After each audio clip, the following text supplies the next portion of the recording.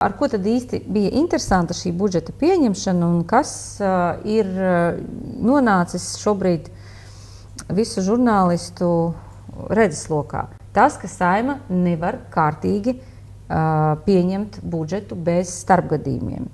Tu jau pieminēji, ka divas dāmas, es kļūdaini iedomājos, ka viņas bija atradušas atkal arbūzu. Nē, izrādās, ka viņas tik tiešām nebija klāt, viņas bija uz slimības lapas.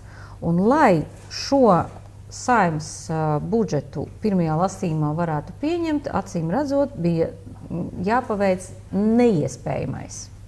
Arbūzu bija saēdies Augusts Brigmans. Augustam Brigmanim bija arbūs, jā, viņš pēc tam atgriezās. Viņš bet abām dāmām bija misija, neiespējamā misija jāpaveic, tātad slimības lapa jāpārtrauc un jāatgriežas darbā.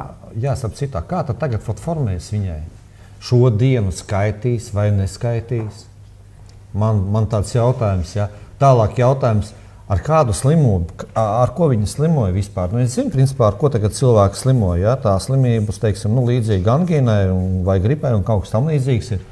Ja nu viņa tur aplaida kādus citus, bez maskas, noteikti bija taču, vai ne?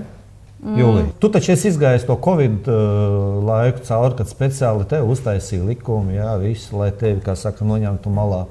Kāriņš tur klaigāja, Covid.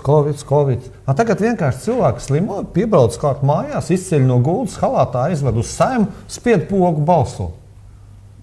Jā. Kaut kā man tas nesakrīt, saproties, tās divas pusītes, es viņas nevaru salikt kopā.